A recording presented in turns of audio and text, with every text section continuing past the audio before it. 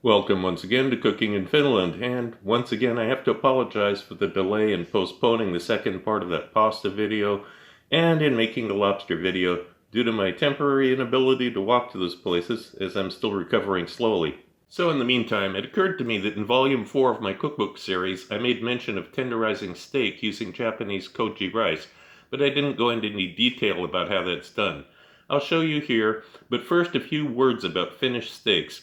When I first laid eyes on steak in Finnish butcher windows, I thought this must be fantastic because it looks very much like the super well-marbled Japanese Wagyu beef. This is a classic case of selling the sizzle and not the steak because those white streaks are not fat, that's gristle. The meat here is some of the toughest I've ever seen anywhere. I don't know how it happens. Over the years here I've found some ways to partially improve it, but this meat is a serious challenge if you aren't used to it.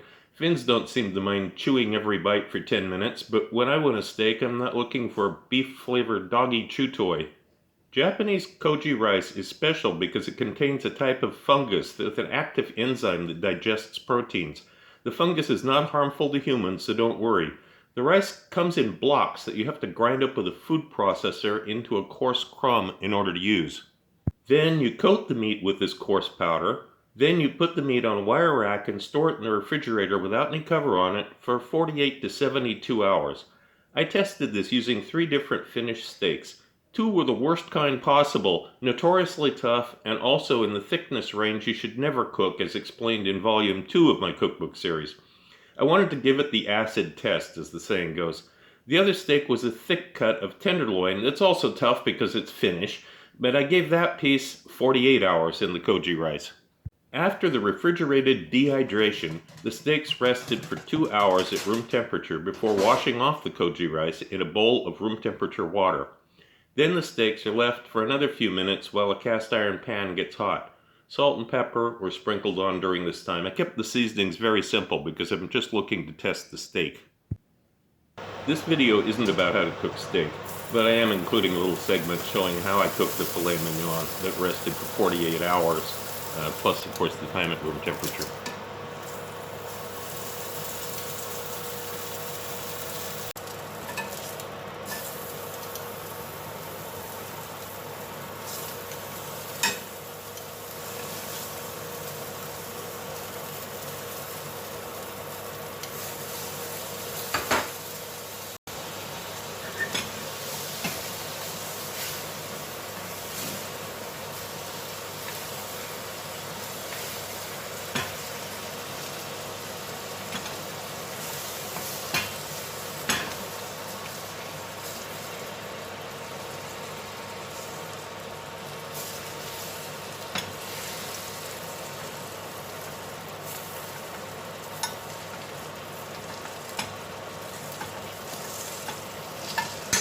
The thinner steaks were cooked in pretty much the same way.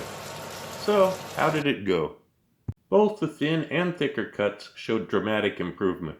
The thin Finnish steaks are normally nearly impossible to make tender, so just the fact that the 72 hours the Koji rice made a fairly decent steak is saying a lot.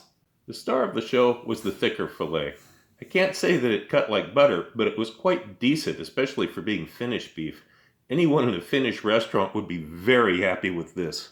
I hope this gives you a new cooking technique to try out. Koji rice is available online and in Japanese grocery stores. Chinese stores won't know what you're talking about. Also, don't waste your time trying this with other types of rice. The active ingredient is only in Koji rice. I hope to be able to get to those markets far away to pick up the ingredients for the rest of the pasta dish and the lobster dish soon. Right now I'm still dependent on food delivery services, but it shouldn't be much longer. Thank you everyone for keeping this going. Cheers.